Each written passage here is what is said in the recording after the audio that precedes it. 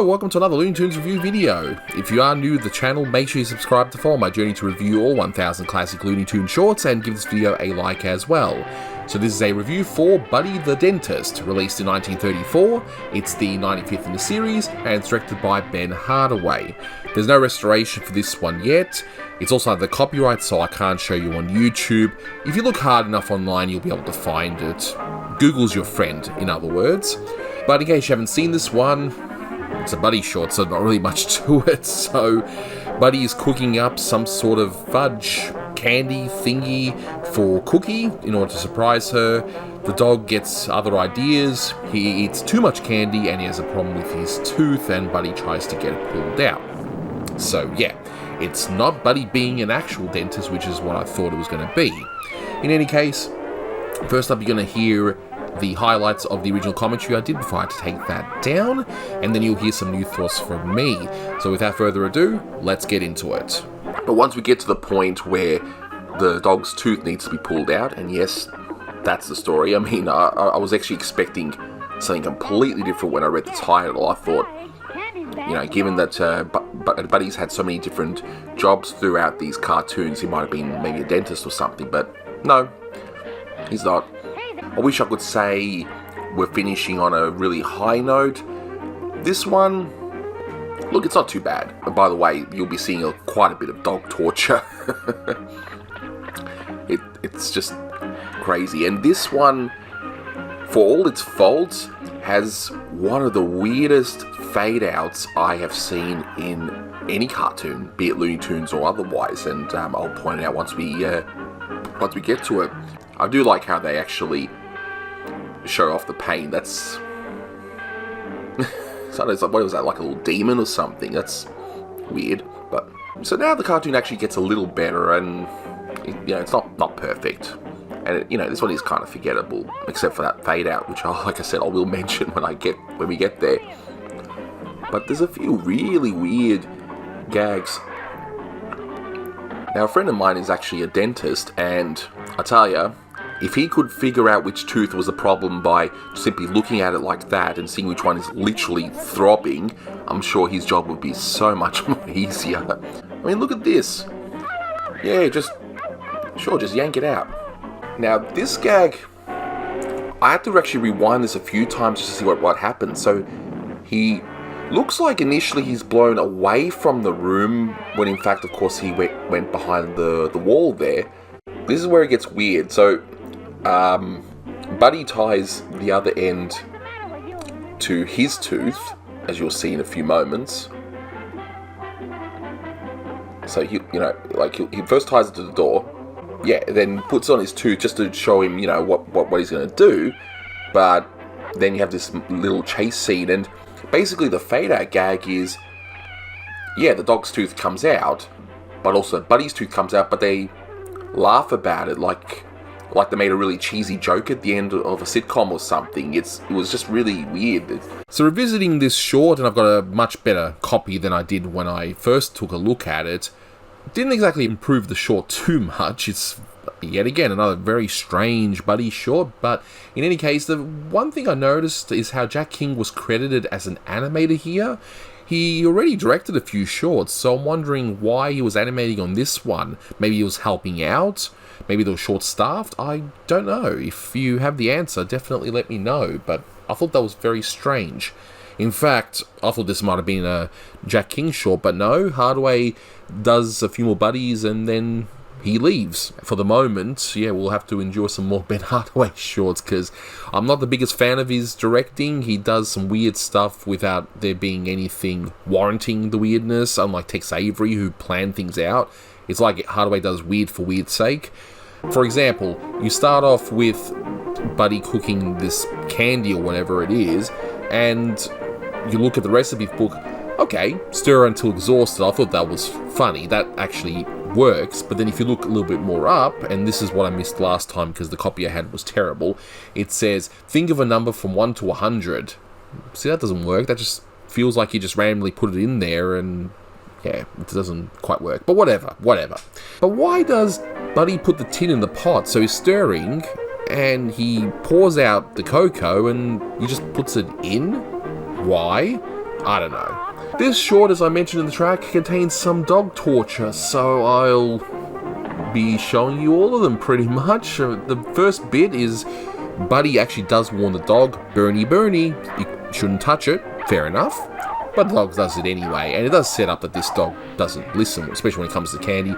Can't blame the dog though. I love that sort of stuff. I've got a very sweet tooth. Now you see Buddy pour the liquid that he's going to use to pour it out to make those fudge brownie candy cakes.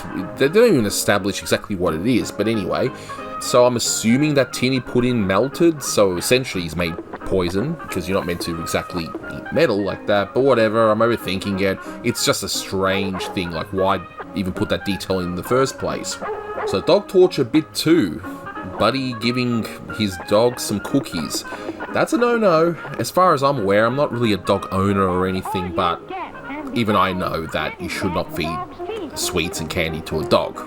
That's just how it is. He does say that candy is bad for dogs' teeth. Fair enough, that is true. Too much sugar for your teeth isn't good, but there is definitely a lot more to it. The dog then mutters something, and I don't know what he says. And again, this is not restored, and I would like to hear a restored soundtrack to that bit to know what on earth he mutters. That's all you get, and besides, candy's bad for dogs' teeth.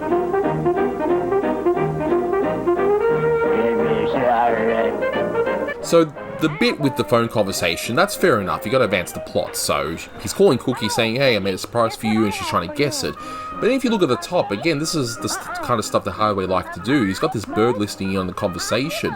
I get that birds would be on those power poles that would also have telephone lines, but it doesn't really make any sense. It doesn't really add anything. It's just an inquisitive bird, and there's no point to it, but whatever. It's just strange. So dog torture bit 3, that's the obvious one, the actual toothache itself. But if you listen to the sound effect, when they use the sound effect, it sounds like real dogs in pain. I hope they didn't go to a pound or something and record anything there, because it sounds like all kinds of different dogs in pain. It's pretty morbid if you think about it, but anyway, whatever. Now, I do find the bit where Buddy yells at his dog tells him to shut up, and Cookie thinks he's saying that to her, so she just hangs up the phone in disgust. Buddy seemed to forget all about her anyway, so he trips over the phone and it hangs up anyway. And he goes up to the dog, and the dog's name is Bozo. Why call dog Bozo? Because Bozo pretty much is a term for an idiot, so why that name, I don't know, but anyway. So we see dog torture 4, where he's grabbing the dog by the neck, just in a really aggressive way. And I get that with some dogs they have the strong necks, so you would pull them by the collar, to a point, of course, but this just seemed a bit excessive, but anyway. So you see Buddy pulling out a few tools, and the dog's scared, thinking it's like a hammer and that, and then he gets the pliers. So the next dog torture, number 5, Buddy just grabbing a tooth with no preparation, just, oh yeah, this is just a dog, it's not a living creature that's going to feel pain, I'm just going to yank it out. Okay, sure. I get it, the tooth may have to go, but this is just torture, right?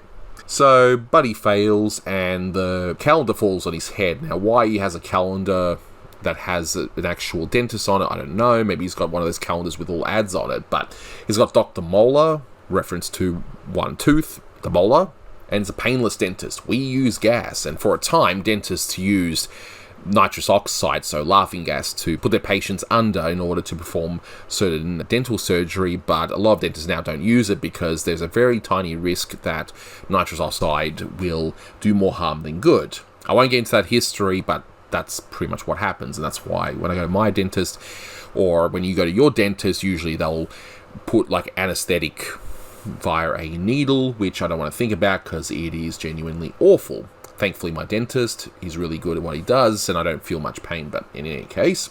So Buddy now thinks, okay, in dog torture number 6, I'm going to now give my dog gas, because it's not nitrous oxide that would power his heater, it would be certainly something else. Yikes. So anyway, he gives the gas to the dog, and the dog floats up like a balloon, and he explodes in that really weird gag that I covered in the commentary already. So the dog's hiding in the bedroom, and Buddy just happens to have a string, and he pulls down an object. I don't know, is that like a dumbbell or something? I have no idea what he's pulling down. It's hard to see, even in this slightly better print that I have. But anyway, and we see Dog Torture 7. Buddy just throws towards the fireplace, and the dog gets hurt. But the dog thinks it's a bone, brings it back to Buddy, and Buddy throws it again, but Buddy brings out a bigger dumbbell. So none of these gags really work, but anyway, that's what it is.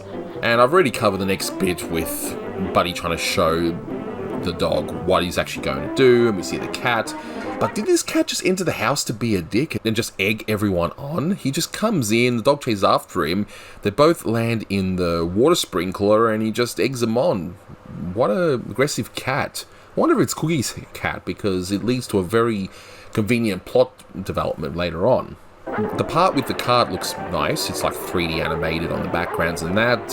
Hardaway wasn't exactly an ambitious director, so for him to do something like this is interesting. Maybe this is Jack King's doing, I don't know, who knows. Then we see in the background, we see our man Frizz, he's in the background. Demand Frisbee Frankfurters. I wonder how that will taste.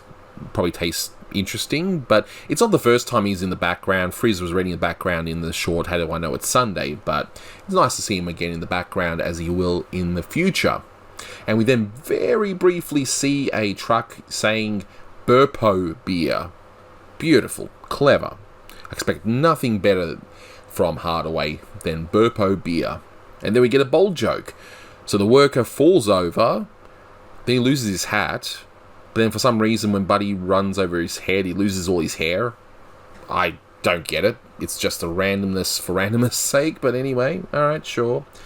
And then we end up at Cookie's house, and again, I think that this cat is owned by Cookie and was just being a bit of a dick to Buddy. He doesn't like him, but anyway, that's overthinking things. And yes, as mentioned in the commentary track, we end with a sitcom-type ending where, hey, I've lost a permanent tooth. I'm assuming it's permanent tooth, but hey, I lost a permanent tooth. Let's laugh about it and not think about the actual dentist bill to come.